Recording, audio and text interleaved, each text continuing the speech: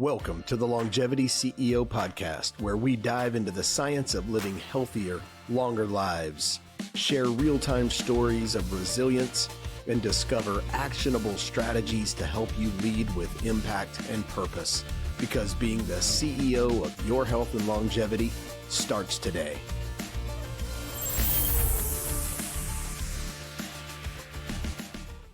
Welcome to the Longevity CEO. I am your host, Greg Schindler. Today's guest is Andy Price. This is going to prove to be a fascinating interview and conversation.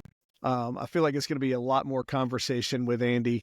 I can't wait for you guys to meet Andy and learn a lot more about him, his life, his passions. I don't think there's anything off topic or off that we can't talk about in this conversation. Andy, welcome. How are you? Thank you, sir. Great. Always great to see you. I really enjoy our conversations very much. Thank you. The last conversation we had in Cabo, I feel was like a bromance started. At least that's how I felt it. I think we dug in for like an hour and a half, 2 hours just sitting there. One like that. It really did. It really did. So I want to talk first. Give me a little bit of Andy Price and the origin story, right? Where'd you grow up?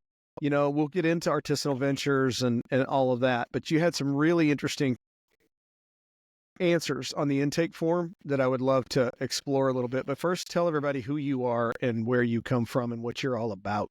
Appreciate that. My dad I'm the son of a Marine Corps fighter pilot, had very, very high standards, decided that he didn't want to be raising his kids in crazy Marin County. So he moved us to a gentleman's farm up in Sonoma County. And I watched the world move in that area from agrarian cow to vineyard to the birth of the wine industry. It was fascinating.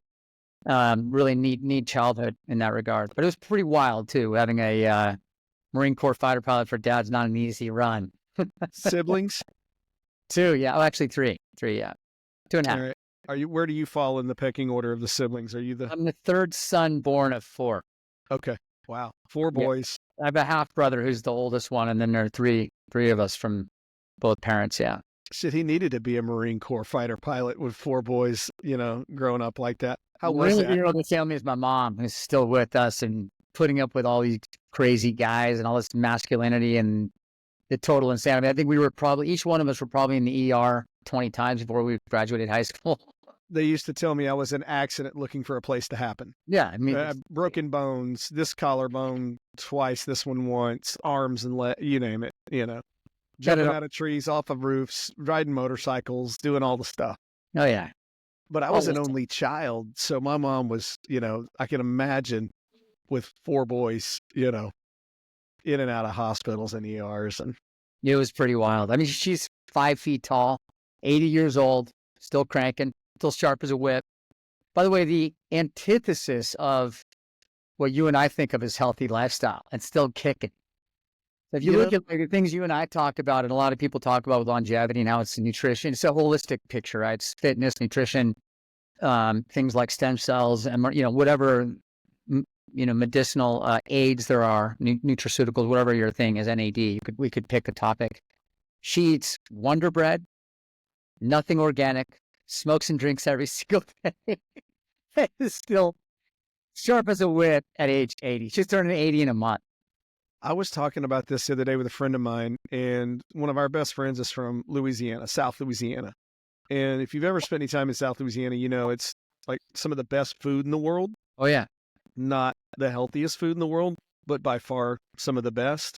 And his whole family, smoking, drinking, eating all the, Cajun food.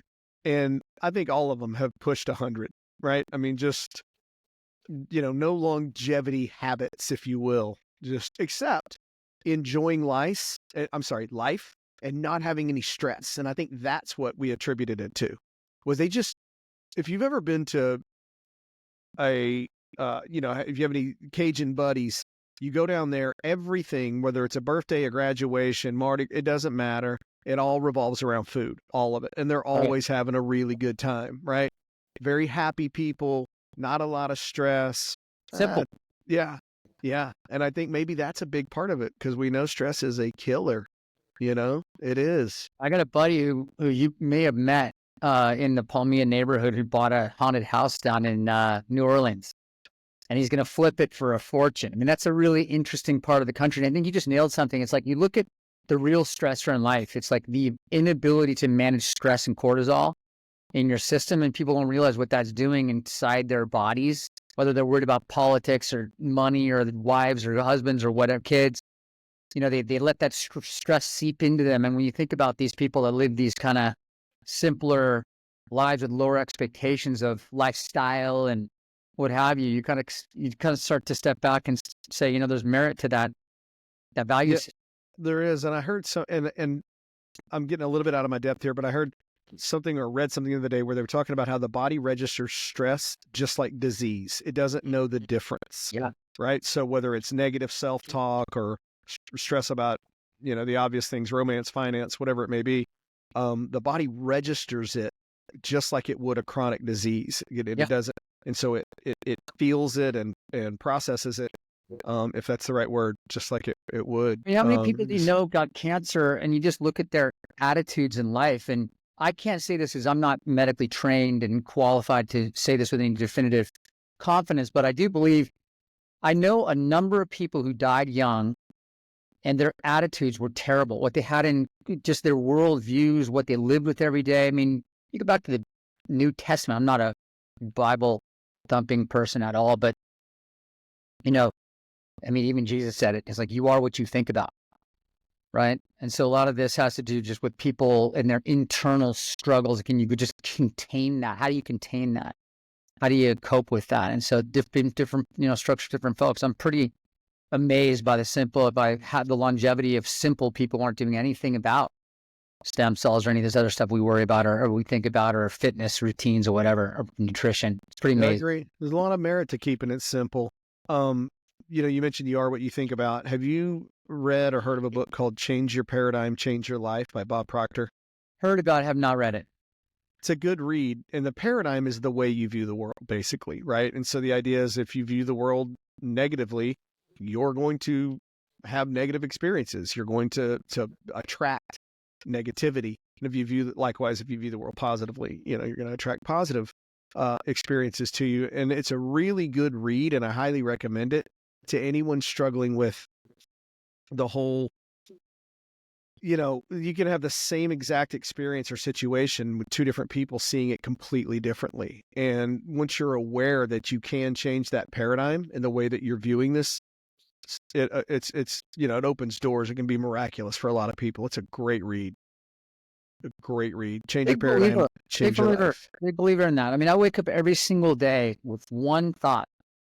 I'm going to go kick some ass today, and forget whether that's business or, surfing or whatever your sporting thing is, mountain bike, whatever you're skiing, doing something for your kids, your wife.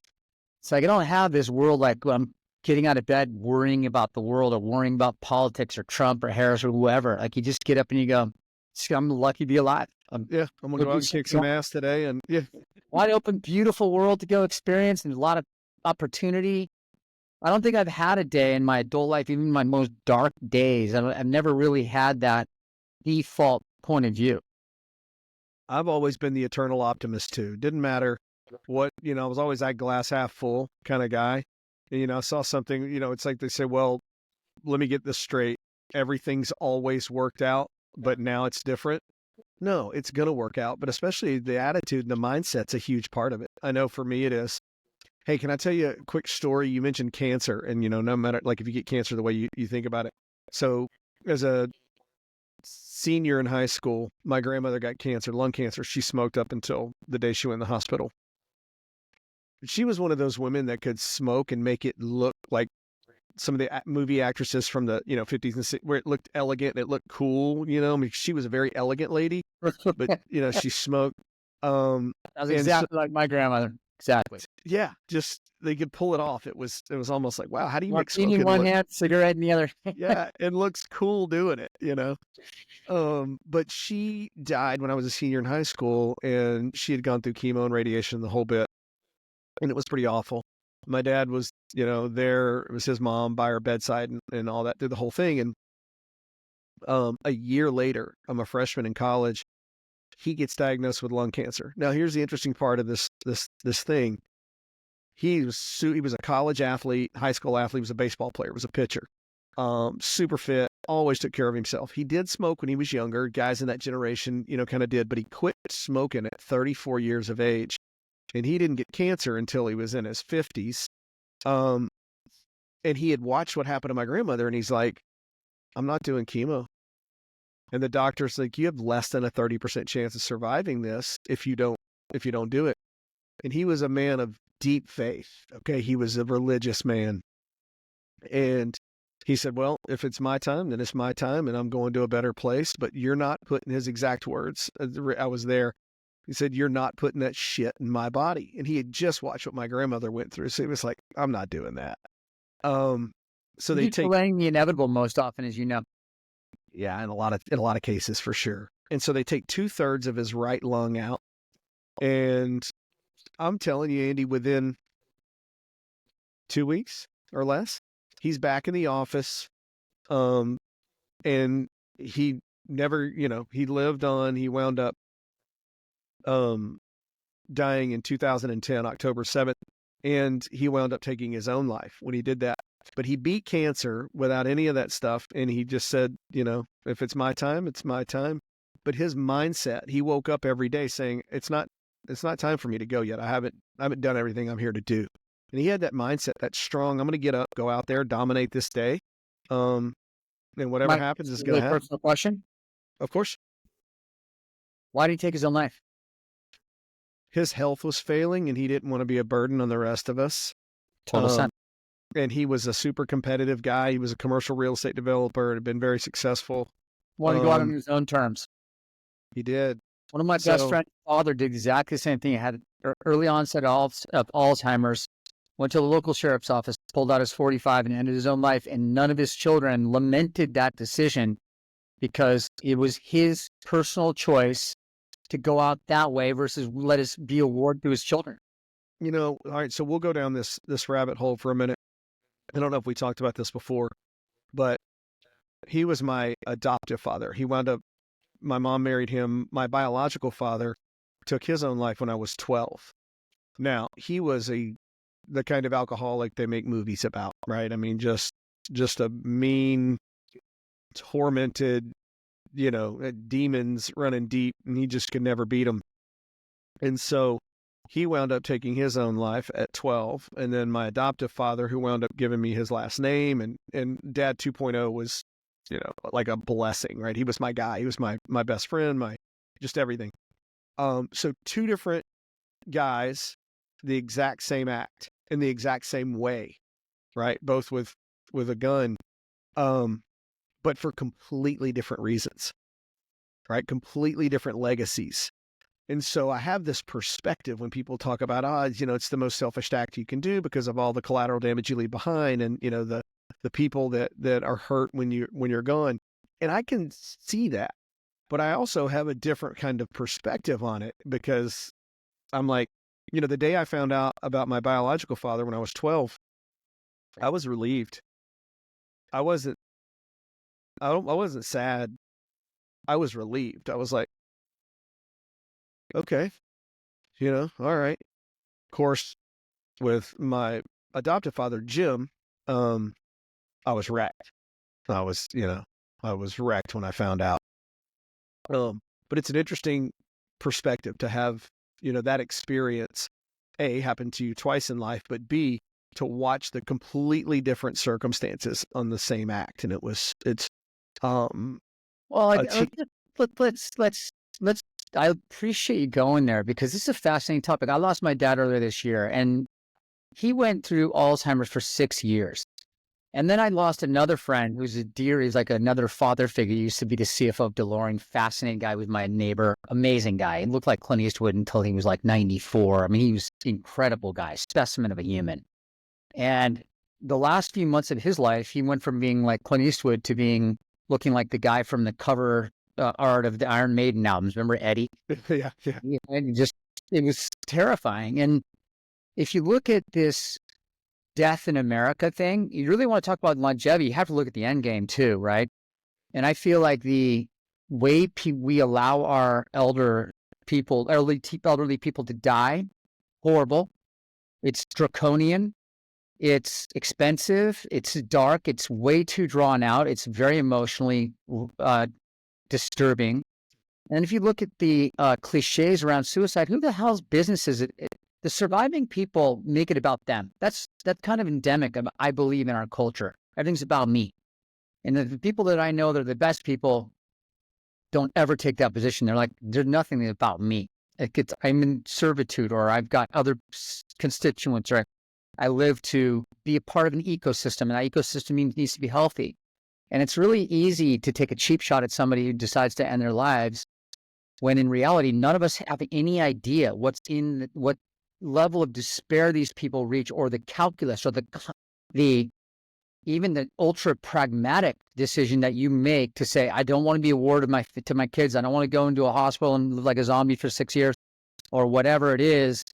I think you got to just look at them with empathy and, say, I'm sorry to lose you, and move on, because the mashing around and the judging of people that would reach the depth of that despair to make the decision to end their lives will never understand or comprehend that, because we're still alive and haven't committed suicide. So I take very deep offense to people that just flippantly say, oh, that's just a selfish act. One of my best friends growing up took his own life because he knew he had gone to a place in his own value system that he didn't know anymore. He went from a great guy to this militant, crazy person and wanting to join Idaho militias or whatever. And he was like the kindest person in the world. Next thing he knew, he was this angry militia kind of guy. And then he just decided one morning he had become something that he hated. And he said, I can't do this. And he took his life.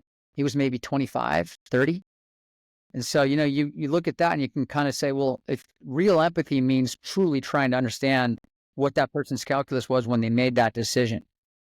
I didn't expect to go here, by the way, in this conversation, but we could go on and on, because I've been seeing a lot of death this year and thinking about it that way, looking at just how disgusting that process is, whether it's sudden or whether it's drawn out, and the decisions that happen and the lack of control. It's really a bizarre dynamic. I read a statistic where the average American spends the last 11 years, well, maybe not, but 11 years of their life with chronic age-related disease, to your point, right? We just sort of drag this thing out. And it's, there's a lot of stats that I think people would be shocked to hear. And one is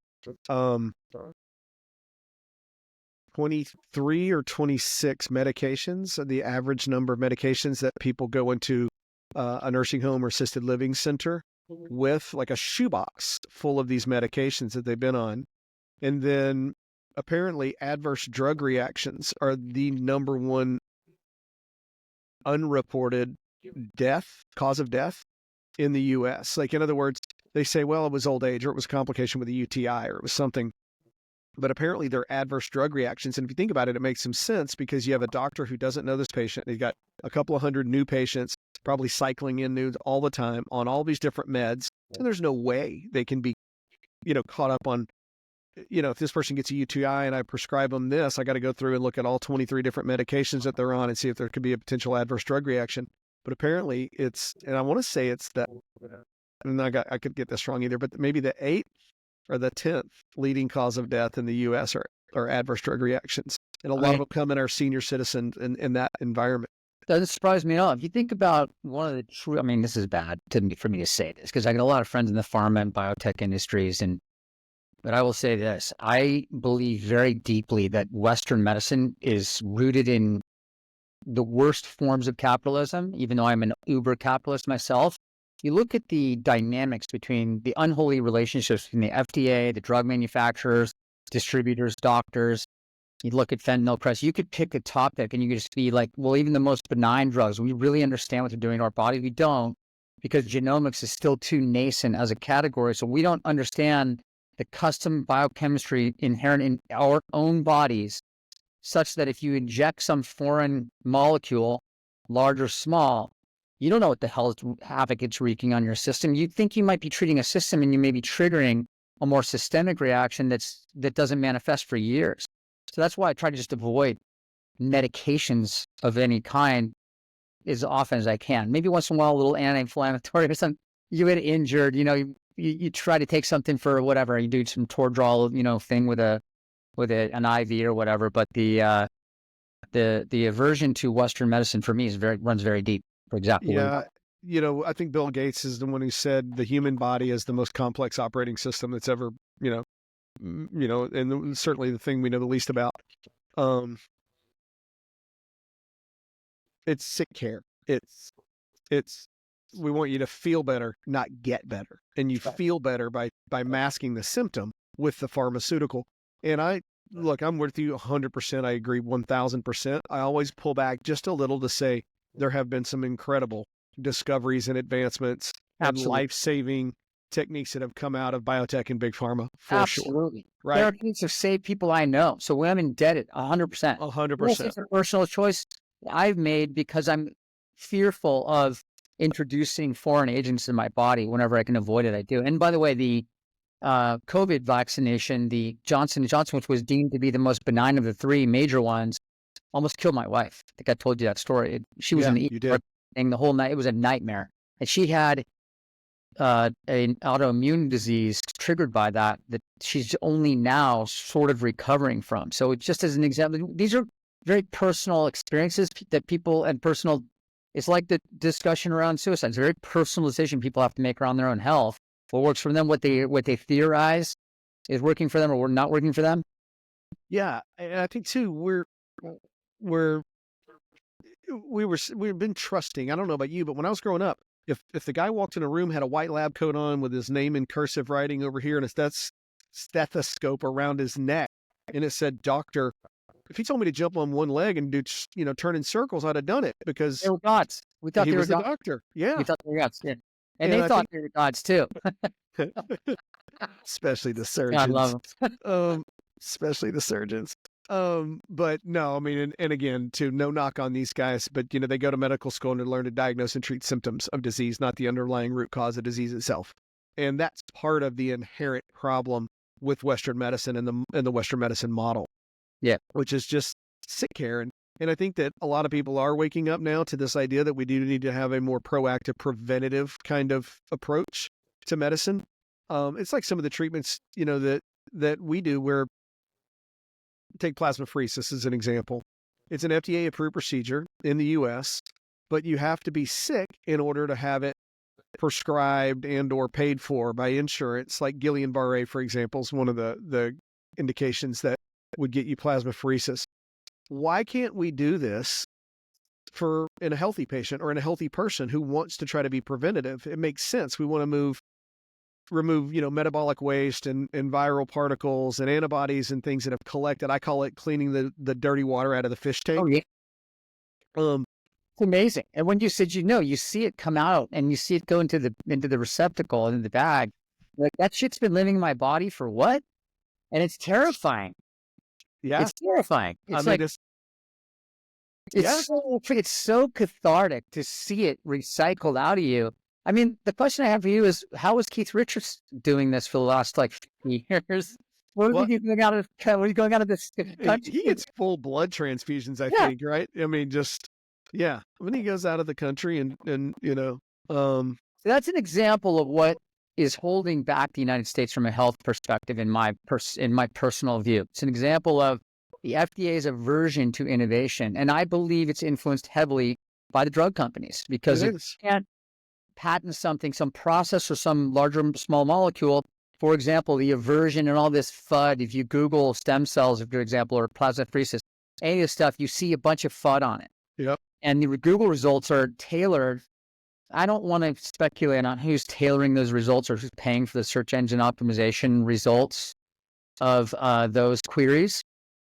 But I'm deeply skeptical because I have personal firsthand experience with these, what I would call modalities, non-traditional modalities. And I think it's criminal that the United States isn't spending, we're allowing bureaucrats who aren't even medically trained in many cases to stop access to things that we should be able to personally make a choice about our own bodies, our own health, and go access these medicines, or these let's say they're processors or whatever you want to call them. And we're a third world country in this regard in the United States. We really are. I read the other day we're not even in the top 40 in the overall health of our citizens. And I think a few years ago we were like 37th in the world. Yeah. In the overall health of our citizens. And imagine how much money we spend compared to, I don't know, pick the top 5. Whatever, Japan's up there, I mean, we probably outspend the top 5 countries by orders of magnitude, and we're not even in the top 40 in the overall health of our citizens. That's what you need to know. And y'all can, somebody, if you're watching or listening, you can fact check this, but I think I heard or read that 78% or 73% of the FDA's budget is funded by clinical trials, right? Applications for clinical trials by drug companies and all of that. And there you go. I mean, you we don't have have to. high infant mortality rates because we have extremely sterile environments through which children are born, as you know. We have almost like a obsession with pills. If you go to a CVS or something, you have these little pill boxes and like these little stuffies. These are like little stuffed animal kind of equivalents, but they're pills. It's almost like we're making fun, and we're kind of making fun of the fact that we're addicted to all these medicines. And you look around these pharmacies, and people are like nervously waiting in line for their meds, and it's really a bizarre. I mean, this is what is a top 2 pillar of the United States economy. I mean, it's really kind of dark if you think about it. Like, why are we so overly drugged? It's fascinating. Profit, money. I mean, and yeah, we can go on and on about that. But let me ask you a question. Were you always this conscientious about big pharma and health care and all of that? Did you grow up thinking this way? I would say that my dad was a marathon runner. He was big on fitness. He was a big, he was a Cal track star kind of guy. I think he went full ride scholarship to college on, track. And when I was 15 or 16, I was a fitness trainer and just believed in fitness from day one. Some people around me have called me a manorexic, just because I was like, such a crazy person about it. But I never really thought about it through medicine. I just tried to avoid medicine. I just always had this reptilian view of like, okay, well, I don't trust this as a pill. Yeah, but would I take Advil if I could bang myself up? Sure.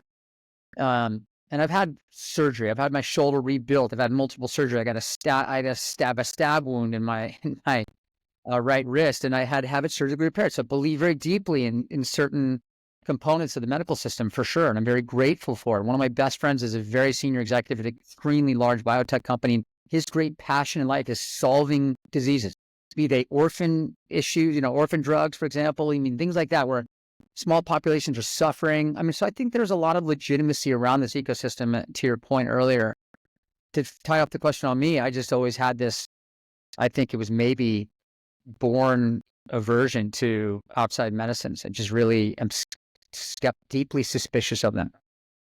So let's talk about on the professional side, right? Part of what the whole purpose of this longevity CEO thing is, and I think I may have shared this with you, but if I didn't, I'll briefly do it. I keep knocking this table. I got called the longevity CEO for when, I built a place in Costa Rica and I used to speak, and one of my buddies introduced me that way. And I started thinking more and more about it. And I had this idea that we all should be thinking like the CEOs of our own health and longevity, right? Because, if you think about it, as CEOs, we have, you create a vision, and then you get a team and you put a team together and to help you execute or come up with a strategy, and you build a plan to execute that strategy. And then you look at KPIs or data points or metrics or whatever to see how well that plan and strategy are working. You optimize, tweak it, and scale. That's our job. So imagine we outsource that job as the CEO to a consultant.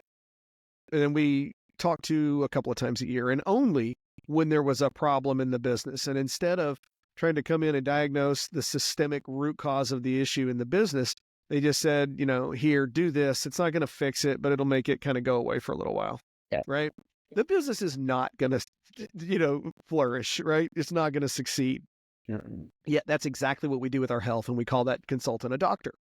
And so I introduced this concept, like, and imagine the CFO, CMO, COO of a business, CEO, they don't speak, right? They're isolated and they don't share information and knowledge. Again, the business is not going to do very well. And again, but that's what we do with our health. We outsource it. It's isolated. People aren't talking. And you don't have this vision, or a lot of people don't have this vision, and then try to put this plan together. And my theory or my suggestion is we have to start thinking that way. We have to start taking more agency and ownership over our health. And especially if you're going to try to live healthier longer, because when I say the word longevity, that's a big, big word, right? Minsky called AI a suitcase word, artificial intelligence, because it just meant so much to so many people. I feel the same way about longevity. I think it's an economy, it's a science, it's a movement, it's a lifestyle. There's all these different things it can be. But at the end of the day, we're really trying to talk about living healthier and hopefully for longer, if that's your goal, right? And so when I come back to this whole idea of the longevity CEO, I'm a mind, body, spirit, science guy. That's how I think of it, right? Because I have to have this thing will spin some stories, brother, right? I mean, it can write some serious fiction. And then this thing feels the damage of it, right? And it keeps the score, which is another great book. The Body Keeps the Score. Oh, yeah. Great book. Great book. And so, and then of course there's, the spiritual component, right? Whatever that means to you. And it can mean God, it can mean the universe, it can mean nature. It doesn't matter. It's just the idea of being able to keep all those things in balance and then add this science component to it that's advancing at a really rapid rate right now. And I would argue for the betterment, if you will, of humanity. How do you find that balance? How do you, because I know you've been, and tell us a little bit about your business. You mentioned in the intake that one of the most vulnerable things you would talk about would be failing at business and in your personal life. But I also know that you've been wildly successful in business too. And anytime you're self-made and as successful as you've been, it feels like it comes at a sacrifice. You give up something to get something, right? And so I'm interested in the balance and sort of where you were, what you went through, and how you found it now. I appreciate that. I think, so I was working 80 hours a week from the age of 20, right out of college, right up until about 7 or 8 years ago. I mean, 60, 70, Sunday nights, Saturday morning calls. And the only way I coped with it was hardcore athletics. Like I was a bike racer for a while, did an Ironman triathlon, climbed mountains, I'd go climb mountains and ski down them and do things like that. People would always ask me, why would you do that? And be like, to cope with myself, just to keep the train on the on the tracks. Yeah. And then also just to totally divert away from work when you're so immersed in what you're trying to do. A lot of people said, what drove you? I was homeless for a little bit when I was younger.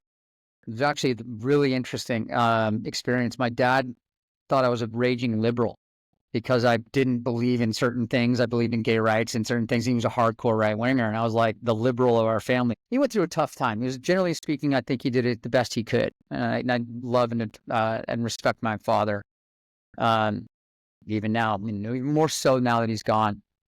What I would say, though, is that I was very driven and very fearful of failure because of living on couches for a good 6 months. And then what happened was I called the track coach at Cal Poly and said, hey, here are my times. I was kind of a screw off in high school. I was a little bit of a rebellious kid. And I knew I was brighter than the average. I thought I was probably brighter than, I just wasn't normal. So I knew you weren't living up to your potential. Yeah, I knew I wasn't living up to my potential, but I was also struggling with a lot of just angst and anger and stuff like that. And then I just, decided to cry, snap one day, and I just put him on the ground. And the next day, I'm couch surfing for 6 months. And I'm like, okay, well, I was a pretty prolific runner. So I called the Cal Poly tracks coach and got into school on a scholarship, and the rest is history. So I think what's really the drivers for me are an innate competitiveness. My dad drilled that into us. Like, it's not okay to lose. Right. And it's like people nowadays, they say, oh, get a blue ribbon for just showing up. I'm like, bullshit. That's not how the prices were raised. And honestly, I don't disagree with that. I think America's gone soft because people think that losing is okay. You don't have to hate yourself for losing, but you don't have to like it either. And it's like the idea of achieving and having the dopamine. There's so many people I've put a lot of young people launch their careers. They've made 7 figures at a very young age. And that's actually, to me, as rewarding as any wealth I've ever generated for myself. It's like lifting other people up, bringing them along, and seeing them fly is really incredibly rewarding. And so, when you think about the drivers of life, there's some fear, right? There's some greed. There's everything in between. And then you have these transcendental story arcs in your mind that you're kind of driving towards, it's almost like a moth to the flame, right? I never thought I was going to be alive past the age of 30, first of all. And so what happens is at an early age, if you start tasting success, you start wanting more success. Basically, it's like the rat wanting the cocaine in the labyrinth, right? In the lab, you start saying, wait a second, I can actually do this. And then you start rolling and you start working harder, and then things start happening. You start gaining your confidence. And that's why I think people like us need to, reach down and bring these young people along and bring them up, lift them up, give them a chance to succeed, throw them a couple of touchdown passes. If they catch them, throw them a more touchdown pass. So I think some people did that for me early on in my life and really took me under their wings. And I have to say that a lot of the success has to do with, them. It's a total picture. But I will say that I was always paranoid of failure, and I don't regret any of that. People go, oh my God, you've been so traumatized. Why aren't you in therapy every day? Like therapy is, waves or spearfishing or whatever, spending time with my wife or my kids or my dogs or whatever, friends. But I do believe it's a system. You live within a system of your own construction. And how do you optimize that system? Health is obviously a major component of it. And maintain that health vigorously is a whole system. I hope that answers your question. I know it was a bit of a long-winded answer. No, I think it's awesome. There's a lot of people out there that will disagree or take issue with the idea that, like participation trophies, showing up trophies and stuff. I tend to agree with you in that. Look, I mean, you look at guys like Michael Jordan, he was cut from the team and told him he wasn't going to make it and all that kind of stuff. Yeah. And, it goes on, right? His innate drive to prove him wrong is what made him the GOAT, right? In terms of basketball. And I think, when it comes to our kids, right? So I have 3 sons. I have a daughter and 3 sons. My oldest was a musician, or is a musician, and he went to Berkeley and London College of Music. And he put a guitar in his hand, and everybody used to tell him how talented he was. And I used to tell him, I'm so proud of you because you worked so hard at it. Because this kid would spend 6-8 hours a day. And I used to tell him, if you're practicing 8 somewhere out there, there's a kid practicing 9, maybe 10, and maybe 11. And so you would hear him playing that guitar and everybody go, oh my God, you're so talented. You're so talented. And I would drill into him, you work really hard at this. Right. And yeah, you probably have some talent, but it's the hard work that you put into this that made you so good. And my middle son decided he wanted to be a high school wrestler as a sophomore. Kids had been wrestling, maybe it was a junior. I don't know, but it was later than the other kids. And I said, look, wrestling's no joke, man. This is, it's legit. And these guys, it's hard work. You'll get out there. But I said, I'm super excited about it for you. So he goes out there and he starts training, starts working, he starts getting with the guys that are way better, and he loses the first couple of matches. Now, I was a Krav Maga guy, and I taught for a long time, and I trained them up in Krav Maga when they were kids, and they would be horsing around like kids do. And I told them, look, when we step on the mat, it's all business. 45 to 60 minutes, it's business. When we get off, we go back to playing and being brothers and, all that other kind of stuff. But these 45 to 60 minutes, it's all business because the stakes are really high. And so they kind of learned that a little bit. And I told him, when you step on that mat, it's you or him. It's all business. Put that back in your head. Remember this. And the kid trained, worked hard, lost his first 2 matches, and then started pinning kids in under a minute and going hard. And he was the last one in the gym every day. He would train with the kid that was, the number 1 wrestler on the team. So he would learn. It's my guy right there. Faster and all that. And he went to regionals in his first year. And I said, I've never been more proud of you, not because of the accomplishment, but because of the mindset. And that you said, you know what, I want this, and I'm going to go put in the work, and I'm going to figure it out. And I think his mindset, because he's athletic, probably the most athletic of the 3, but it was his mindset of, I don't want to get beat again. I just don't. Listen, one of the things Americans love, I do love this about our country, value system-wise. We all love the underdog that works her ass off, that makes it to the top against all odds. Who wants to hear the story about the kid that was born 6'4", perfect body, could do everything, dunk a basketball? Those guys are like, okay, fine. You were just born lucky. You won the universe's lottery, right? The genetic lottery. That's what you got. But it's like the people that you don't see coming, the people that grind and work and perfect something. My wife's a concert pianist. I don't know if I ever shared that with you. Uh-uh. And she was just like your son. I mean, she was working out, she was practicing the piano at 4 o'clock, 5 o'clock in the morning every single day. Played at Carnegie Mellon, thousands of people. Decided that wasn't enough, so she went and had to become a world-class cellist. Just because everyone like Underachievers. yay, traveling soccer person. I'm like, make me feel like a loser. And so she, she's that person where she would be like, I'm just going to pin it because I want to achieve excellence. And those people, to me, it's like, that's inspirational. The pursuit of the maniacal pursuit of excellence. Yeah. That's drives. Honestly, if we cut to a 1 second thing, you're like, okay, well, what's driving? What do you attribute to your success? It is that, and it's still as strong in me at 54 as it was at 24. Just not failing. You mentioned, though, you failed in business as one of the vulnerable things you would talk about on here. When did that? Tell me about that. What happened? I was the CEO. I took over this company it's called SPMB, and I'm the P. It's still, my name's still on the door. And what happened was I took over this business from this guy who was an older guy, pretty well known in the industry, but just a very unassuming, humble guy. But he had a value system very different than mine. He didn't care about lifting other people up around him or growing business or being number one in the industry. He wasn't innately competitive. So he and I were like oil and water. And there was the him camp and the me camp. My camp was like, I would get you in a room in my office and I would tell you, it's Monday morning at 7 o'clock in the morning. We're going to do this, this, and this, and this, and this, and this by Wednesday.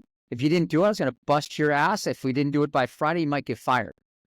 And there was this like maniacal group. Now, every single person in the office ended up being a multimillionaire.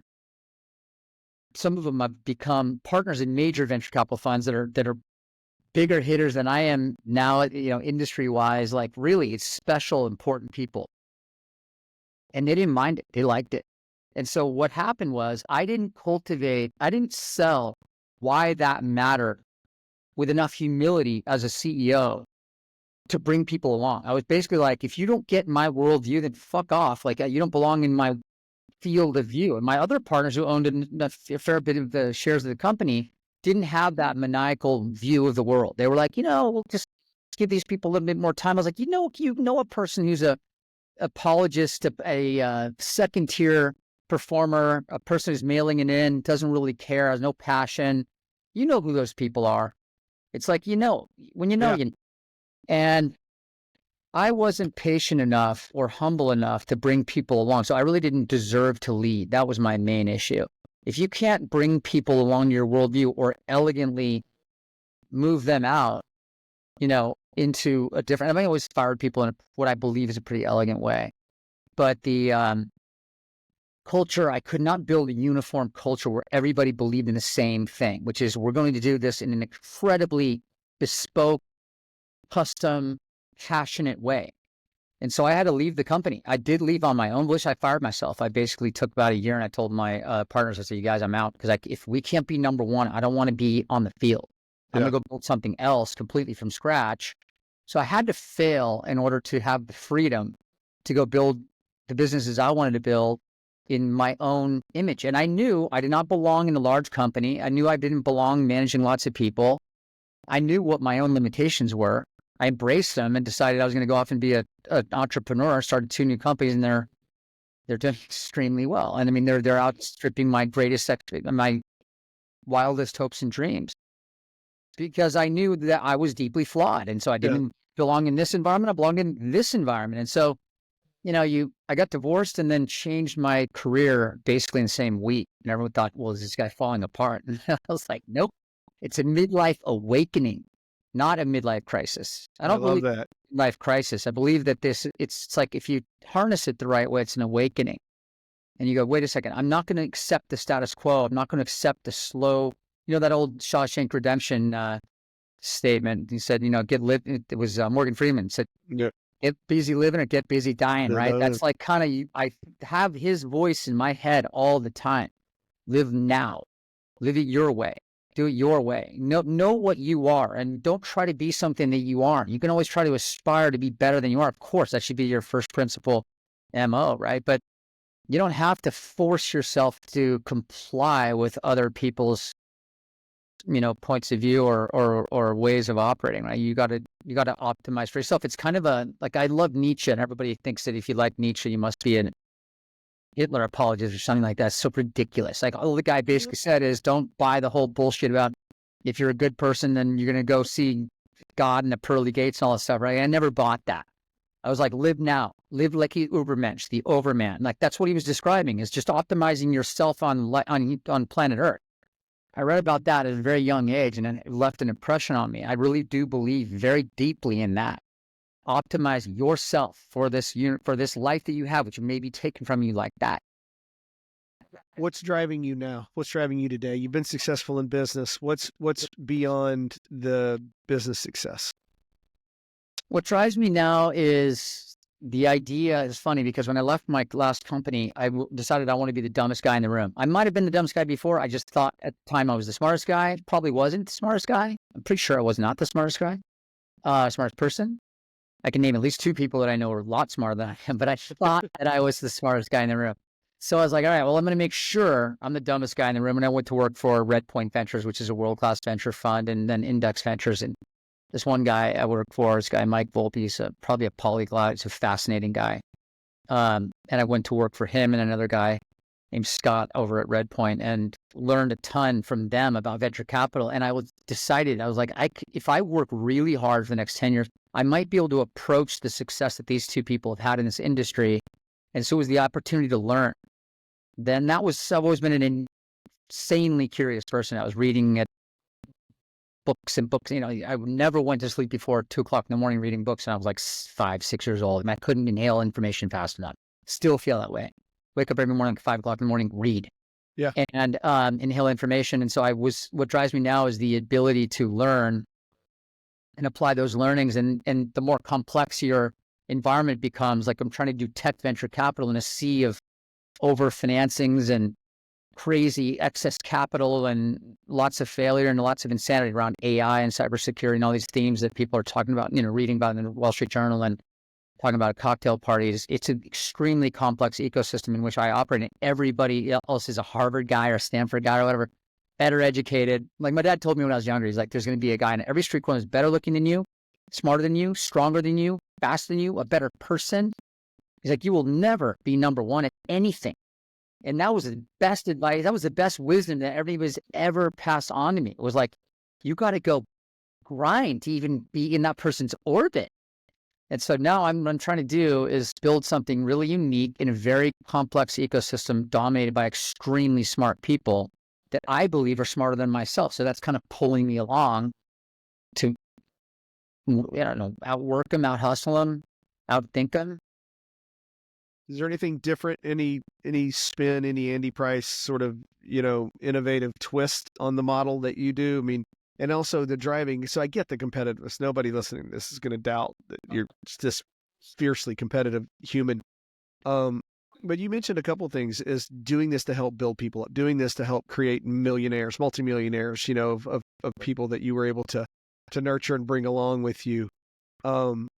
Is that still a big driver? Is there still a lot of, Huge. Here's why. And you go, okay, well, what do you get up really to do every day? That comes down to one thing. There's like one little voice on one of your shoulders, right? It's like, what is that? To me, creating businesses, I've only created 2. Okay. These entrepreneurs I get the opportunity to serve every day. These are really, really special people. A lot of them several of them are Israeli citizens that were trained in the IDF's 8200 cybersecurity unit. And I look at these people and I'm like, I will never be anywhere near as smart as you, but I'm going to do everything I can to help you build a gigantic company. Why? Well, they employ a lot of people in the United States. They solve a lot of problems. We're basically in World War III right now from many perspectives. If you think about conventional warfare, we're right on the edge. But cyber, we've been in World War III for like 10 years, maybe longer. And so if you think about this, it's like, what are we trying to do? We're trying to create a lot of jobs, create a lot of wealth, create big companies. And when you do that, even if you're a small catalyst in the gestational process of creating a really important company, what happens, that feeds society, that feeds pensions, that feeds school systems, that feeds tax revenues, that keeps the balance, a budget balanceable. Now, California's invented really creative ways to blow that that, that whole setup. I mean, just with the tax base being about this wide. And when Facebook's not going public, you don't have Facebook going public, the thing falls apart, right? But at the same time, I'm trying to do my part, helping a lot of these companies to become gigantic successes, not because of me. I don't have to work another day in my life. That's not about the thing. I know that sounds cliche. I don't have to work. It's not about money. It truly is not. I mean, do I want certain things I won't even mention on this call? Yeah, for sure. But that's like vague, it's kind of out there. And if you get it, you get it. If you don't get it, you don't get it. Point is that what you think about is you're like, if I can help founders get from here to here, and then the end game is some company worth tens of billions of dollars and it's feeding a lot of society because that was wealth created from scratch, then you're doing society a solid. You're giving back in a material way. And so that's the mission. It's like anytime my search firm takes on a client, I always tell my partners and my employees, like, you will kill yourself for that company. You will aim as high as you can aim. You will check that person out that you're trying to hire for that entrepreneur in as many ways as you can, and try to have as extreme a conviction as you can. You're hiring somebody who's going to make a material impact, a difference on that company's outcome, and help that founder get to the next stage, unblock them somewhere. And that ethos powers our company's brand. And then that brand from just not to bore you with the details, but we use this recruiting business as a way to study companies and get really smart on them. And that's a bit of an insider trading game, and it's legal and ethical. So there's it's an unregulated space, right? So I use this recruiting company to learn a bunch about what's going on in the industry and who's winning and losing, why, what are the architectures that are winning and losing, and approaches to different problems. And so the recruiting company is a platform as a launch pad for my venture fund. So that's a little bit of some ways I look at it as a cheat code, like you might use in a video game, right? To get to the last phase of the game and win. So that's the setup. But what really drives me every single day is the idea that you're driving total wealth for the betterment of humankind at every level. And wealth, I do believe, trickles down. I really believe that. Yeah, I mean, look, it's the guy's taking the risk. The guy's putting the entrepreneur who works the 80-hour weeks and puts his life savings into the business and starts to feed other families and comes along. There's a ton of stories. A friend of mine came here from Mexico and he worked at a Sonic. And I love this kind of story because this is for me, like one of the true entrepreneurial American spirit stories. He comes from Monterrey, Mexico, and with his wife, and he starts working as a Sonic, as a cook. He works his way up to the manager, and he winds up starting to make the store more money and increase profits significantly. And the guys who owned the Sonics had like 6 of them, so they took him and put him in another one as the manager, and that one made more money. He was good at it. And so he went to him and he said, "Hey, if I do this again at another one of the stores, can we talk about like a bonus, in the gap between the extra money that I'm making you and some sort of profit share?" And the guys were like, "No way, get out of here." So he kept doing it, and he decides, I want to get a Sonic franchise. So he goes to Oklahoma City. He and his wife, basically took it on, the last credit card, available cash they had. Flew to Oklahoma City. He didn't have enough money for hotel rooms, so he was going to fly there and back in the same day. And he went there and he didn't have an appointment. And he sat down, and the girl in the office was like, "Can I help you?" And he said, "Yeah, I want to talk to somebody about a franchise." He said, "Do you have an appointment?" He said, "No." So, "Well, you need to go back, make an appointment, and come back." And he said, "I can't. I can't afford to. I can't even afford to stay overnight." So somehow he was able to. His wife got a little extra money or something on the credit card. He was able to get a hotel room. So he spends the night. He gets up the next morning. He goes back into the Sonic headquarters office lobby. And this guy comes in and he sees him sitting there and he goes, "Hey, were you here all day yesterday?" And he goes, "Yes, I was." And he goes, "What are you doing?" And he goes, "I want to talk to somebody about getting a franchise." And he goes, "Okay, come with me." So he goes to the back, he sits down and he said, "Look, they're $100,000, but we have this program for minority-owned businesses and things like this that we can do. You come up with $35,000, then we'll sort of subsidize or finance the rest." And he's like, "I don't have $350, let alone $35,000. He goes, like, "What did you think was going to happen when you got here? Like, how are you going to buy a franchise?" And he's like, "I'll figure it out." And he said, "Okay, look, I'll put you up for the $35,000 thing, but you got to go find $35,000. He's like, "Well, how do I know if I'm going to, get approved?" And he said, "Well, at the end of the month, we do this at this meeting." And he goes, "Well, I'll come back and pitch for myself. And he's like, you can't do that. It's not how it works. Just go get up 35 grand. I promise I'll take care of you. I'll look after you. So he goes, fine. So he's on the phone. He goes to all the aunts and uncles and friends and family and everybody, and he scrapes together about 14, 15K. And he's got that, and he's coaching his son's Little League baseball team. And he's on the phone, like, okay, nice hit, Jimmy, nice hit, Tommy, doing one of these, but he's talking to people on the phone trying to raise money. And one of the dads in the stand is listening and watching. And so at the end of practice, he comes over to him and he says, hey, he says, do you know who I am? And he said, yeah, you're Jimmy's dad. He goes, true, yes, I am Jimmy's dad, but I also own this bank over here. Then he said, and I didn't mean to eavesdrop, but I was listening to you, and if you'll come see me Monday, I'll give you the rest of the money. And he was like, what? Why would you do that? And he goes, I've seen what I need to see that you're, as a hustler, as a guy who's going to go get this done, I'll give you the rest of the money. So he does. He gets his 35 grand. He gets his first franchise. And they're literally making payroll on credit cards, right? I mean, it's nights and weekends and everything that comes with owning a small business like a fast food restaurant. Long story short, he now owns 130 Sonics. He owns the real estate under 85 or 90 of them. He owns some Dunkin' Donuts, some Chicken Expresses, and he's worth a lot of money, right? And he buys, businesses. He bought a bakery, a Hispanic bakery from somebody, and in 6 months turned it around, more than doubled the revenue of a business that had been in business about 20-something years, just sort of steady as she goes.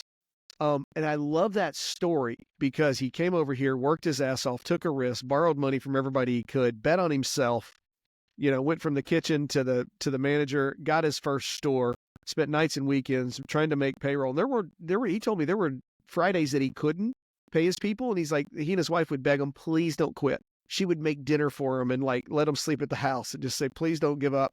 We're so close, while he got it turned around. And that's the American spirit and the wealth creation and the capitalism. Absolutely, that's how it starts. And people miss that part.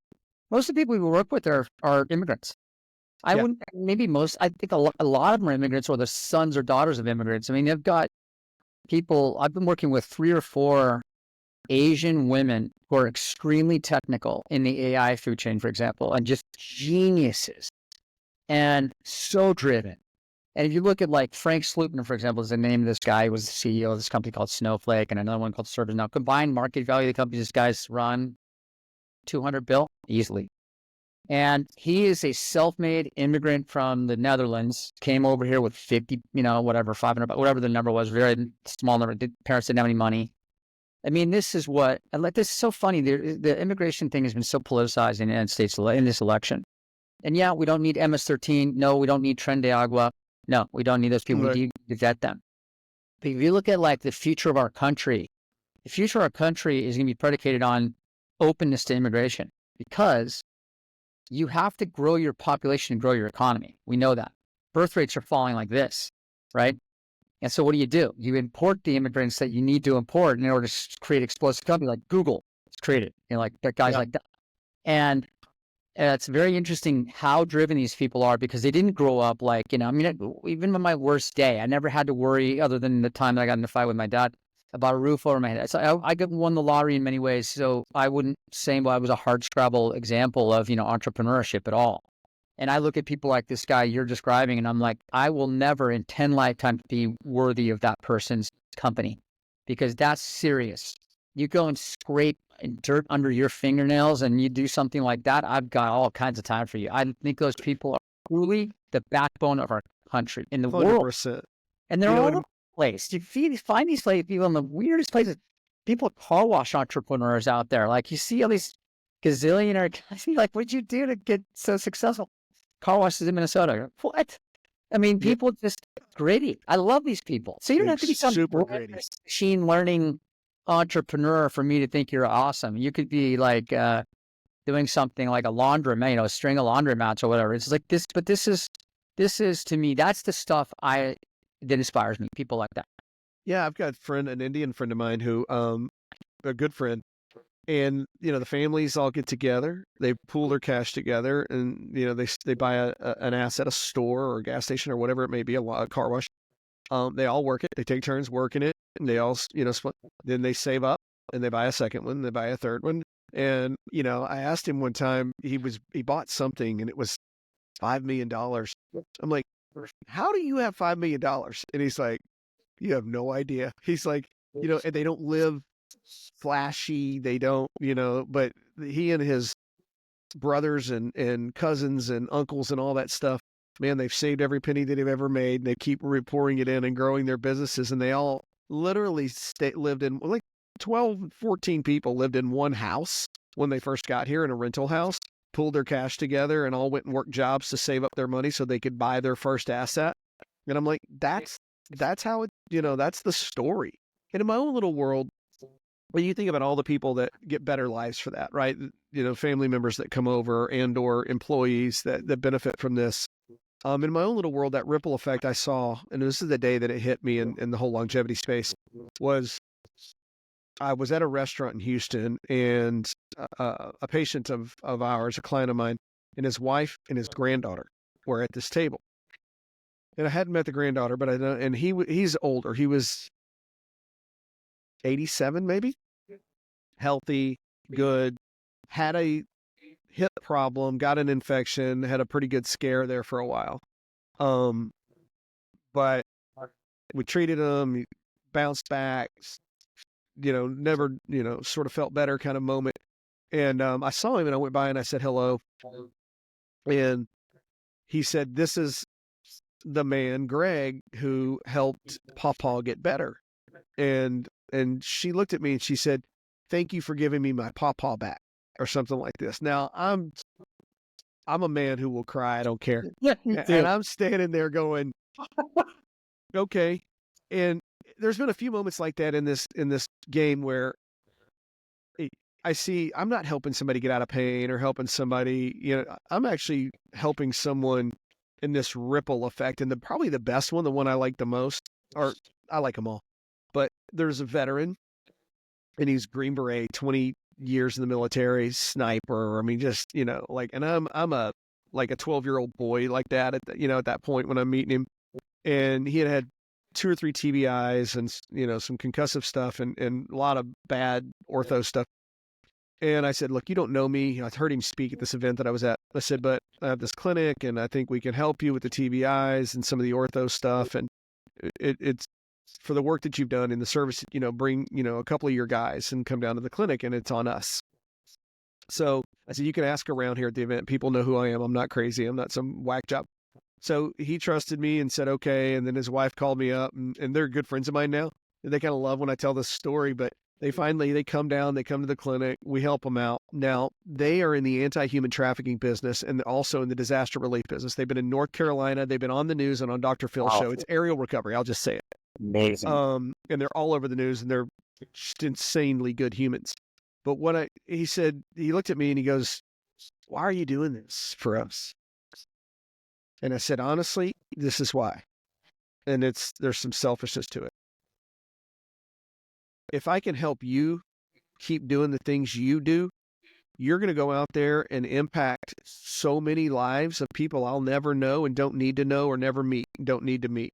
But when you pull a kid out of rubble, or you rescue an 11-day-old baby off, of a house that's flooding in North Carolina, or go into Turkey and stop human trafficking and stuff like that, the ripple effect of me helping you, and I'm no hero in this story, to be sure, right? I'm just a guy who helped this guy get a little bit better so he can go do the things he is really badass at doing. Yes. And help all these other people. And I'm like, okay, that's cool. That's a legacy that I can, that I would love to have my DNA on, just even a little bit of it, right? Just to say, hey, we're helping these guys. And I want to do that now as much as possible, right? Because you can help so many people. And it's that ripple effect of either creating wealth or creating, moments with family members or superhumans like he is and like they are. They're going to go out and help more people. Yeah. And I said, that's why. Honestly, that's why. Yeah. You're creating a ripple. It's amazing. That's amazing. Should we talk about your business and longevity for just a minute? Yeah, let's do it. Well, what's going on? I mean, I'm, as you know, I have a house 2 minutes from your new facility. And I was like, do you have any questions about, I think you asked me what my experience was with some of these approaches, things like mRNA and stem cell treatments and things like that. Did you want to talk a little bit about that today? Yeah, if you want to dig into that, so look, and to be super fair and transparent, I like interesting people like you, right? People who have strong opinions and who have strong personalities and who are interesting and fascinating that other people are going to, because if you get on here and talk nothing about except everything about stem cells and longevity and all this stuff, people are going to get 2 episodes in and check out. And they're just be like, okay, this is kind of, it's a big promo for that. So I like hearing these relatable stories of people who can go, huh, because there's somebody out there who heard what you said. They'd heard one thing that you said or 5 things that you said. They're like, I'm going to put that, I'm going to, steal that a little bit, right? I'm going to take a little piece of that and try to see if I can deploy it in my life. That's honestly the goal, is the idea of it's the intersection of science and the why. Because if you don't have, I'm a huge believer, if you don't have your why, and even if you don't have to have it, but you should be looking for it. You should be trying to figure out what your why in life is. Yeah, exactly. So it's like, I had this dinner the other night with a guy who's an entrepreneur in longevity, and he was grilling me on the details of why I like stem cells and why I like this, why I like that. And I said, look, I'm not going to try to present any of my knowledge as fact-based or, I'm not a medically trained person. But this is why I was excited to get on the show today. Not only to see you, as I actually just a huge fan personally and professionally, gigantic respect. As you know, I flew to Costa Rica for your facility. Yep. Plasmapheresis, did stem cell treatment, and then I've gotten into regular regimen of stem cell infusions. And I know that my doctor is going to be getting his cells from your clinic, which is great. So what I want to quickly share is a very personal experience that's profoundly important in my life. It goes back to that vaccine vignette around my wife. She was clotting, and our U.S. doctor did not know why. And our Mexican doctor said, I think you need to go check your D-dimer level. So do a blood test to check your D-dimer level. Nobody else had even thought about that. In all of these medical resources we have in the United States, nobody else even thought of that. She goes and goes to get the blood tests, the rep results, and they were like 50 times the normal limit. So the guy said, you're clotting. That's where your headaches are coming from. And he said, you are on the verge of probably potentially dying. You need to do this, and then you need these medicines. So we actually had to use some Western medicines to calm down the inflammation and the clotting and all this other stuff and give her a fighting chance. We did.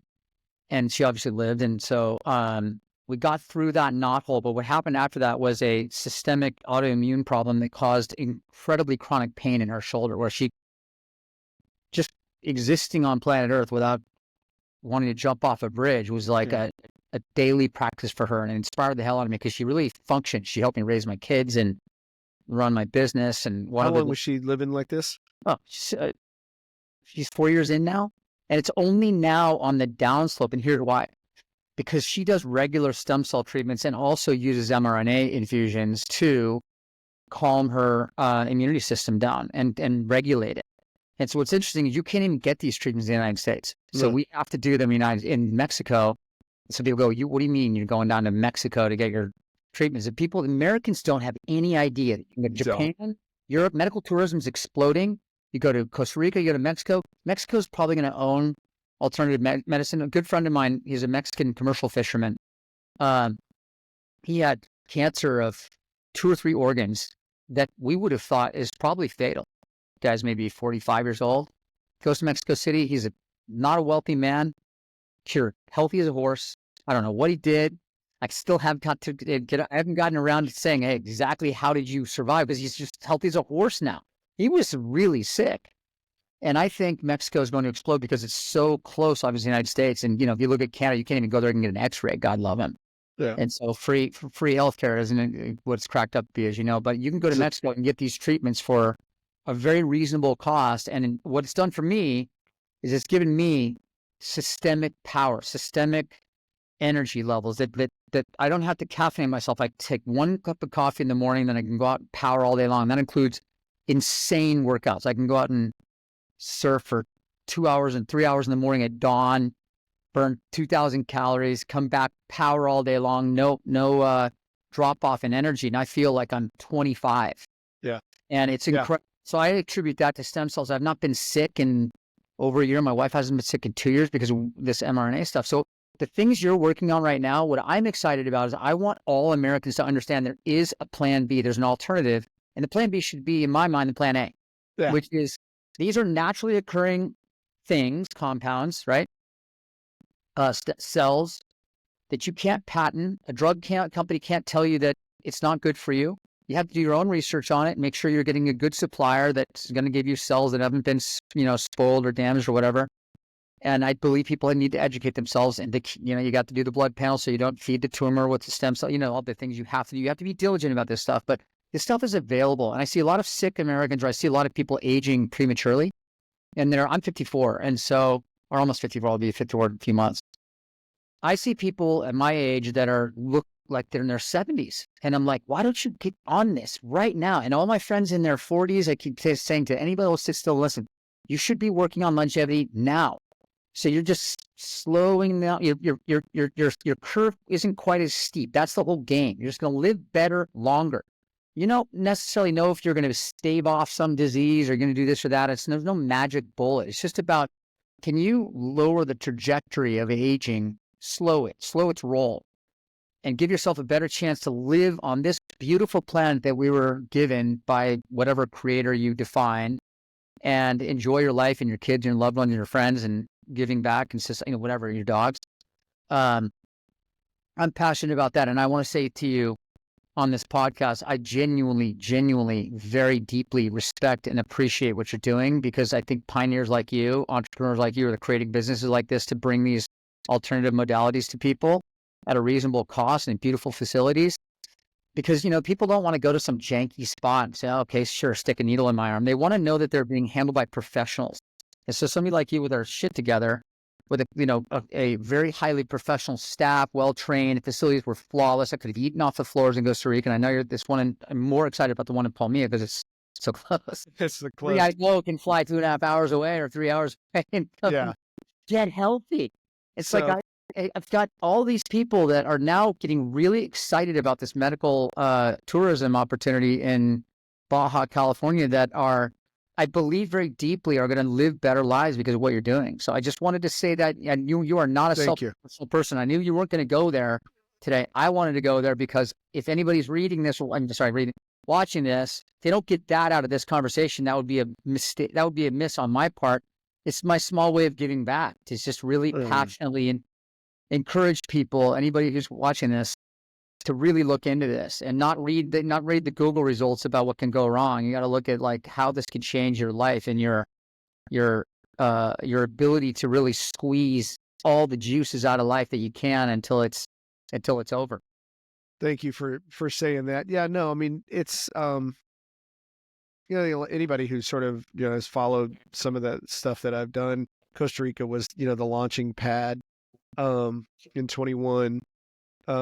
Cabo is going to 10x, right? It's just, you've seen it. I mean, it's just bigger and bolder and more ambitious and just sort of better in a lot of ways. But I will say this to your point, Costa Rica's a phenomenal country, and a lot of Americans are sort of, they don't understand the idea that those doctors get health, they go to medical school in their countries. They typically go to Europe and study in some specialty, and then they wind up in the U.S. at a residency or fellowship of some kind. Then they wind up back in their country. I will tell you, there is a doctor in Costa Rica that if one of my sons got sick, I would send him to him first. Yes. Right. That's how much respect I have for him. Yes. And Mexico is the same way, right? These doctors are so well educated and they're so well trained, and they have this world view that's not nearly as myopic as some of the physicians who are just trained in the U.S. They stay in the U.S. and they less formulaic, way less formulaic. Far more expansive. They're thinking their educational construct is way more expansive. And I'll be honest, the way they think about patient care is just different too. It's just a different ethos. It's a different thing altogether. Another thing that you said, free healthcare. One of my favorite quotes about that is PJ O'Rourke, who said, "If you think healthcare is expensive now, wait till it's free." Right, which is one of my favorites. And then aging, slow this thing down. Yeah, I mean, it's like we're reading from the same playbook. So the definition of aging that I like is the functional decline of a living organism over a period of time. And you hear a lot of people talking about this period of time part. I even put it on the intake. If you could live to 150, why would you want to? And what would you do different? It's not the period of time part. It's the functional decline part that we have to focus on. And that's where I think the medicine is now. And for anybody who's sort of listening is, why is this explosion in longevity and everything happen? Yes, you have a bunch of very well-known media personalities out there talking about living to 150 or 180 and all this. And there's a lot of, I'll call it hype, right? Just there's a lot of media hype around it. Here's why. First of all, the functional decline part is where we have to focus. If you can't slow the reversal or reverse the functional decline, the aging part of this, then the period of time part doesn't matter. Right. Because nobody's signing up for it, and it's probably not going to happen anyway. And we functionally decline in our cognition, and our immune function, and our vascular function, and our sexual wellness, and our aesthetics. These are the major systems where we start to functionally decline. And if we can't address that by slowing it and or possibly reversing it, then we don't even need to talk about the period of time part. And that's where cellular medicine has made great strides, but not in and of it, or not standalone. These are puzzle pieces. You need good lifestyle, like we've been talking about. You need to be, you need to have good fitness. You need to manage your stress. You need to eat well. You need to sleep well. You need to do all the things that we've always been told. And when you combine them with some of the new science that's coming out, we can now start to see measurable impact that is being created. And here's one of the reasons longevity is such a big hot topic. You can't swing a dead cat without hearing about it. Is in 2007, Professor Yamanaka discovered the Yamanaka factors, right? In Japan. In 2012, he was nominated for the Nobel Prize and won it in 2013, I think it was, for the Yamanaka factors. That's not that long ago. That's 11 years ago, right? And the Yamanaka factors, for anybody listening, he identified 4 transcription factors by taking a human skin cell and reversing its age all the way back to an embryonic-like stem cell. So think frog to the tadpole, right? And it blew everybody's mind. And he won the Nobel Prize in 7 years, as well he should. It was a major breakthrough. And then you had epigenetic clocks in 2013, and you had epigenetic reprogramming is on the horizon right now that's coming down the pike. You had all of these breakthroughs that happened in this compressed time window. And in 2021, the WHO formally recognizes aging as a disease. And whether you think it is or it isn't doesn't matter. It's not the point. It's an old debate for a couple of 100 years. We've been talking about, is aging a disease? Because the idea is if it is, you could be cured and or treated. And it doesn't matter if you think it is or it isn't, to my way of thinking, because the guys who are sitting around thinking, maybe that is a disease, are the ones who are going to create the breakthrough. That's where innovation occurs. Innovation happens when a guy doesn't go, oh, so it's not just this inevitable decline into the end and we're just going to die at 78 to 80, but it's a disease that might be curable, if not curable, treatable. And that's where your breakthrough comes. And so that's, to me, the significance of an organization like the World Health Organization saying, yes, we think aging is a disease. So that's why you're seeing all of this innovation and this scientific advancement in this compressed window in the last 10 to 15 years, because we've had lots of breakthroughs in diagnostics, the epigenetic clocks coming out, all the wearables that we can, from CGMs to Oura rings to you name it. We can track all these different biomarkers and metrics in our bodies now and be able to come in and mitigate either, autoimmune conditions or chronic disease of types, and or just be preventative and put us in a better microenvironment to age in a more graceful and healthy way. And in this day and age, based on what I just talked about in the compressed time window, imagine buying an extra 5 or 10 years right now of healthy, youthful function, right, of grace and vitality. Imagine that. What's going to happen in the next 5 to 10 years? Because look at what just happened in the last 10 to 15. And we're just getting started. You said the word nascent earlier. This is a nascent, young industry that is exploding with a ton of wealth and capital being poured into it, with the brightest minds in the world. Altos Labs, I mean, they hired Professor Yamanaka. They've got Horvath, who created the epigenetic clock, and they have $3 billion in a war chest to go out and change the way the world experiences the disease of aging. I mean, that's why this is so cool. And it's a really cool thing to be a part of. Remember that song "Dust in the Wind" by Kansas? Yeah, of course. I love playing that song on my guitar. And the guitar. And I'll tell you, because it's so poignant. There's the line that says, all your money won't another minute buy. And I'm like, really? That's not really the case anymore. Now, the question that I have is like, at what point it's already, you can tell the costs of stem cells are already very accessible to what I would call a middle-class buyer. You don't have to have a drive Ferrari to get access to stem cell. And you don't have to do 200 million cell, infusions every time, right? I just don't believe that's Right. even... More is not always better. Yeah, exactly.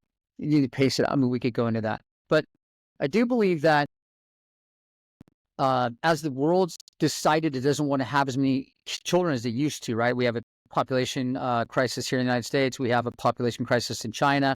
If you think about, there's been population. The reason that Japan's economy hasn't really grown in 30 years, right, is because the population went like this and then went like that and then kind of like that. So if you go, okay, well, if our populations are growing, then we need vitality to bridge the gap. So that actually, if you think about the ancillary benefits to society of a population that might in its 70s be twice as productive, because nobody really wants to retire anymore, right? You're not going to sit on your couch and watch reruns of Sanford and Sons all day long. What are you going to do? It's like, you're going to be active, but you're going to want to work. Maybe you work on your own schedule. Maybe you work half time. You're contributing to the economy. So there's like, when women decided to really join the economy, or they were allowed to in a lot of different places, right? All of a sudden you could see GDP growth pop. So that was interesting. Okay, well, they don't need to stay at home. We should bring them into the workforce, and GDP exploded in countries that actually embraced women in the workforce. Now let's take it another step. Elderly people. Yeah. Coming back in the workforce or staying in the workforce longer, bridging the gap that we're going to have from a productivity point of view by a declining global birth rate. So, if you look at India and some of these other developing economies, you still see gigantic populations, right? But at the same time, you look at actual birth rates. They're on the decline. They're on the decline. So it's like a human thing. It's like humans have decided to stop having 5, 6, 7, 8 children, and they're having 1 or 2. If that's going to be the case, this stuff is going to be an existentially important component to the longevity of the economic system that drives the world. And I think that's actually, there's a case to be made that all this stuff is a major catalyst to a completely new setup where you have men and women and older people all contributing to the global economic system in a more healthy way. This is almost bringing this conversation full circle into this whole, sick care that we talked about in the early part of the conversation to now. I call it an aging crisis. So by 2030, 1 in 6 people in the U.S. will be over the age of 60. That's never happened before, that percentage of the population. Yeah. By 2050, 2.1 billion people on the planet will be over the age of 60, which has also never happened before. So if you take that large of a percentage of the population and they're over the age of 60, we know what happens in our current model. Yeah. Healthcare needs become a lot more complex. Yep. 60, 65 years of age. We're going to put a bigger burden on our healthcare resources, bigger burden on our financial resources, bigger burden on the family units. You're going to see all this. So we absolutely have to start aging better. We just do. That's your whole point, right? Talking about a global, I don't want to be hyperbolic here. My worldview is actually very optimistic, generally speaking. I have a healthy degree of pessimism. You can't read the Wall Street Journal or anything, The Economist or whatever, without being like, damn, that could go sideways. But you got to believe that we'll find a way. You got to believe in human innovation and human spirit and whatever. Otherwise, what are we doing here? But I do believe that there is a very real scenario where the world as we know it collapses because of demographics. And if we're not going to produce children, we've got to live longer. Like we're both saying, I really believe this is going to unlock a big choke point in world economic growth, which as we know, I mean, you can even look at climate change, for example, for 1 second. Climate change, think about what happens. Your energy intensity as you're living in poverty is way higher if you're in Brazil in some forest, right? And you're burning trees for fuel. And you move up the food chain, your energy intensity actually per capita starts to drop. And so that's, so think about advancing the global economy. You have to do that in order to lift people out of poverty and give them, some chance of a worthwhile life on Earth. And so if we're going to do that, we need a global economy that continues to grow over time. It's crazy naive to say, it's okay if it stagnates and that shouldn't drive everybody's thinking. But the reality is, if you stop creating opportunities for people, the machine stops. And then what happens is darkness. So longevity in my mind is the third dimension. It's the third estate, let's call it. It's women in the workforce. So it's obviously men being productive, women in the workforce, elderly people. We're going to be contributing longer. Yes. Critical. Well, at the same time, and this is way more your world than mine, but at the same time that we are sort of running out of money in a lot of these programs, right? In a lot of these areas, and I think, with Social Security and some other things. So elderly people are going to be in the workplace longer. We have to make sure that we age better. And I believe the only way to do that is to start taking a lot more ownership and accountability for it earlier in the curve, right? Quit waiting until we get into our 60s and say, oh shit, I better do something about this. And now you're in your 70s and you're like, damn, it's too late. Now I'm on medications and I'm just in all this chronic age-related disease. And then it's just an ugly little, spiral to the end. That's got to stop, right? And I think that's where we're headed. And I think that's where it won't stop in the United States until this unholy alliance between the obscene drug lobby and the money flows to our quote unquote elected leaders, I say in quotations, as if these people lead anything on either side of the aisle. They're leading themselves back into office and into triple, the 9-figure millionaires club. But I digress. The thing that really bothers me immensely is the logjam of innovation against longevity in the United States, because we are so dependent on Western medicine and those approaches to longevity. There's no Western medicine longevity drug that I know of. You might be cured of, some illness, their cell therapy or something like that, Genentech or whatever might solve the drug discovery process has become very interesting. There's a lot of excitement there. I'm very optimistic that the drug industry will continue to innovate. To your earlier point, we owe a great deal of gratitude to the Mercks of the world for solving certain ailments, obviously. But if we don't get into unlocking longevity in the United States, we're going to suffer an economic collapse in the next 20 to 30 years. I really believe that. And so we've got to put our population needs to put a great deal of more pressure on elected officials to rein in the FDA or get the FDA to change its worldview, or just say, you know what, we're going to operate outside the FDA in unregulated space, because there's a lot of people who can actually afford, let's say the fast food worker in Louisiana, right?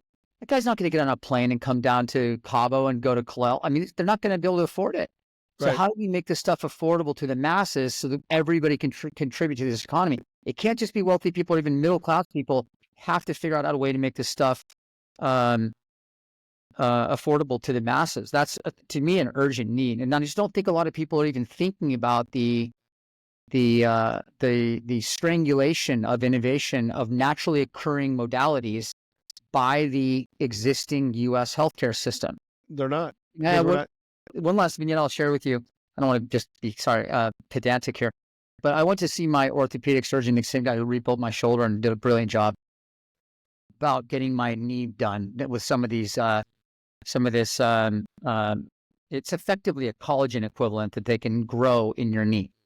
And so he was like, look, there's not enough medical evidence that this stuff's working. I said, well, what's the downside? He's like, well, just that it might not work. I said, well, why don't we do it?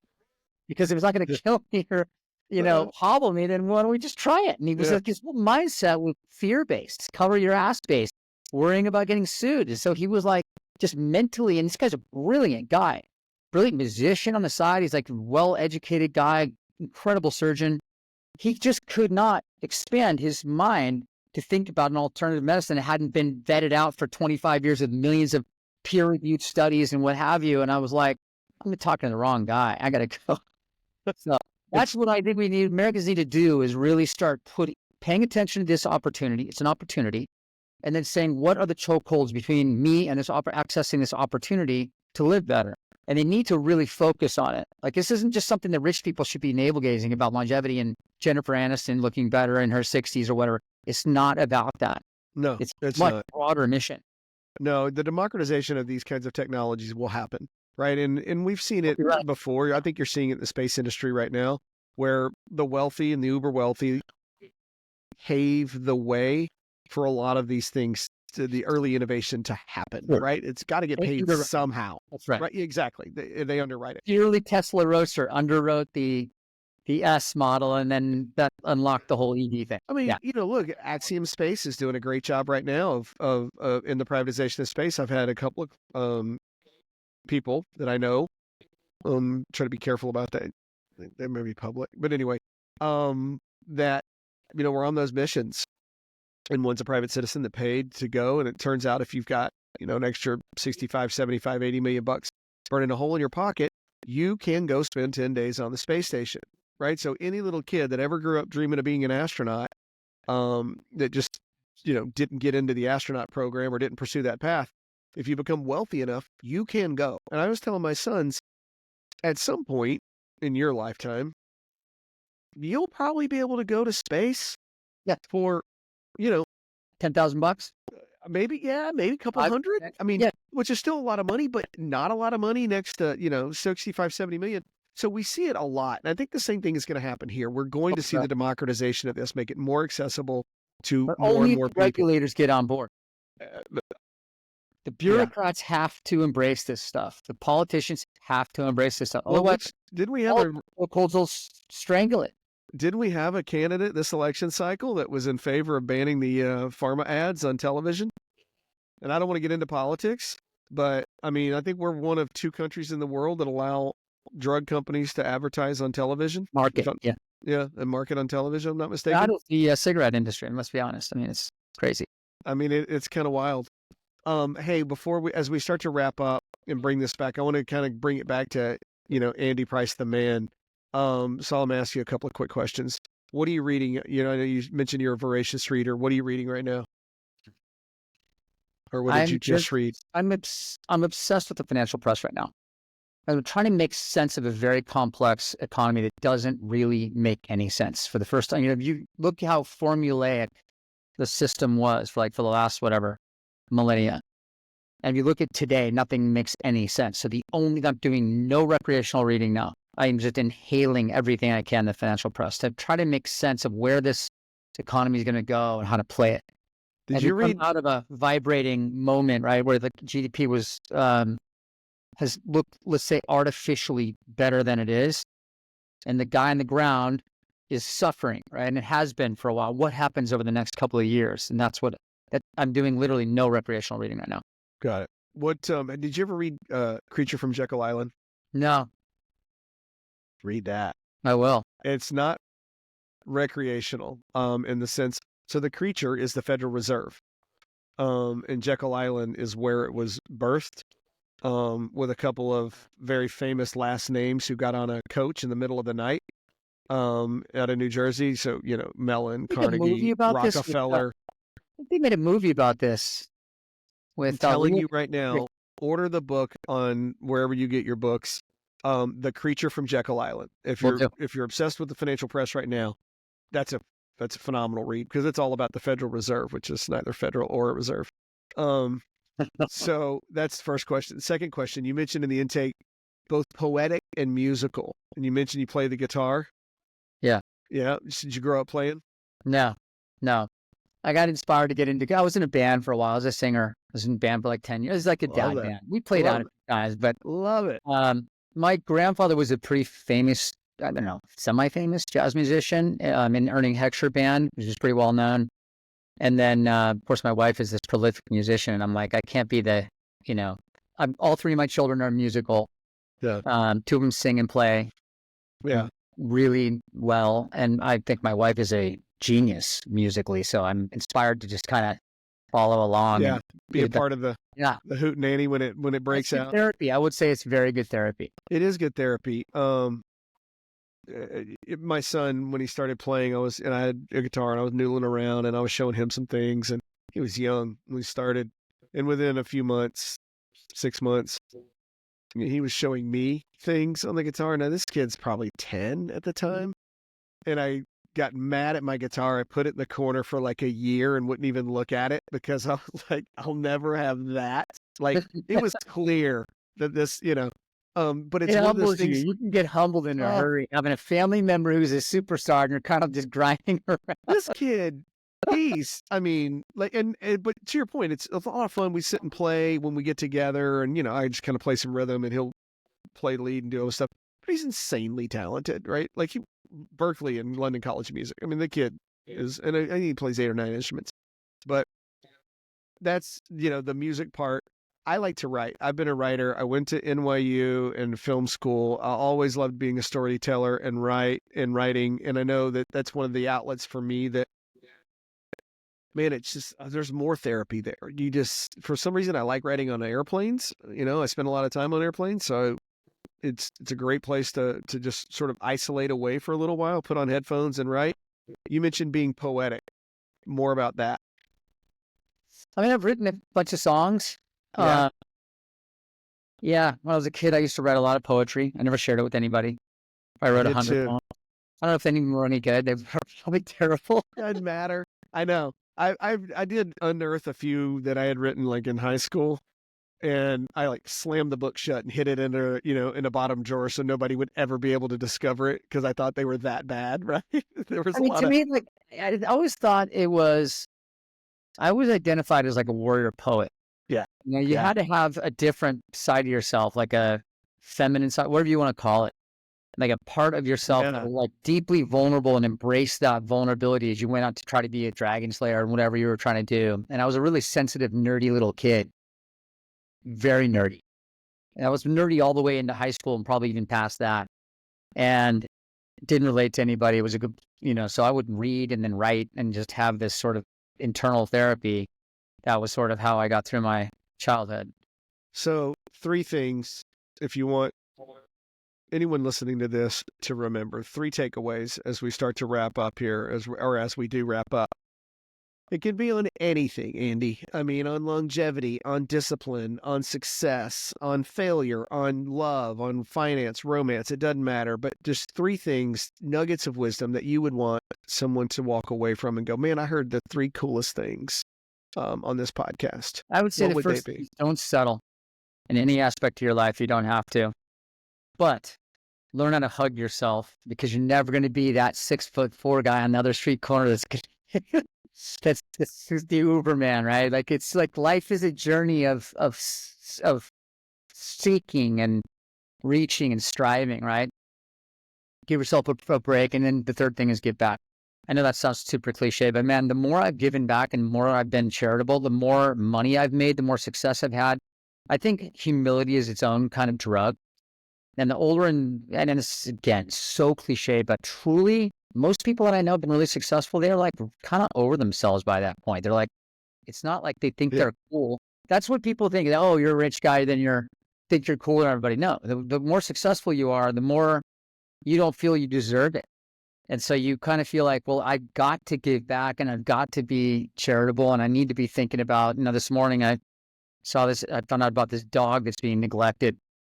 And I'm hell-bent on figuring out how to save this dog. And it's like giving me purpose all day long to figure out how to take care of this dog. I can't. I already have 3 dogs. I can't afford. My wife will literally kill me.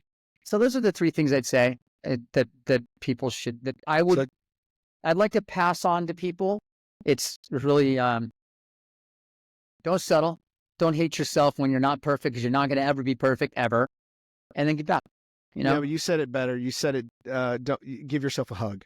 Yeah, which I love that, right? Yeah, that be kind to yourself. Yeah. I love that one a lot. I love all 3 of those. And don't apologize for not settling either, right? Because you don't have to set yourself on fire to keep other people warm. And sometimes people think, don't settle. Well, like, I don't know. There's this inherent thing that when it came to mind was like, apologizing for, well, I'm not going to settle. I'm not going to, and started to defend yourself. No, you don't have to. You don't have to apologize. The fourth one, which would be learn how to laugh from the gut at yourself. Not just laugh or chuckle, a little chuckle. It's a gut laugh at yourself, because it's like, if you take yourself too seriously, there's a lot of cortisol involved in that, a lot of disappointment, a lot of like imposter syndrome that overtakes your psyche and then kind of buries you. You can live with your imposter syndrome and laugh about it all day long and be your worst critic and still give yourself a hug. It's all good. Just don't look for the ribbon when you suck. I also have to say too, you don't have to be uber wealthy and uber successful to give back. We can all give back in our own ways. Give your right? time. Yeah, my time. Yeah, that's the thing that I was always, when the boys were growing up, I would tell them, we're going to go down and we're going to do this because yes, we can donate. Yes, we could give to the church or to the homeless shelter or to the whatever. But when you go down and give your time, that's giving back in a way that, and we had some of the most incredible interactions and experiences with people that you would not have otherwise spoken to or met in these conversations. Um, it was fabulous, and it was all in the whole giving back. And there were times that look, only thing we could give was time, right? I didn't have anything else to give. So I think it's important to note that too. It feeds the soul. It really It does. really does. There's nothing makes you feel better than helping another person. It really doesn't. Enough, and that sounds cliche too, but it's true. No one's going to give you a rat's ass what your balance sheet looks like when you die. It's what did you do Yeah. for other people? That's what I remember. The impact that you made. Andy, I knew it was going to be awesome. It was just over the top, nailed it, delivered. Thank you so much. Can't wait to see it. Yeah, I've been looking forward to this one for a while. So we've got some editing to do and all of that, but I'll be sure to we send out this whole little thing, and here it is, and here's some clips, and here's all this stuff. So I'm honored to know you. I'm honored to be on this show. I really appreciate you taking the time to get in my head, and I appreciate the opportunity to share. The honor's mine. Thank you so much. I look forward to seeing you soon in Cabo. Soon. Yeah. Are you going to Welcome Back? I don't think so. No. On the 29th? She would know. Okay. All right. Well, we'll check. But I'll see you soon, I'm sure. You got it. Take care, you. sir. Bye-bye. Yep.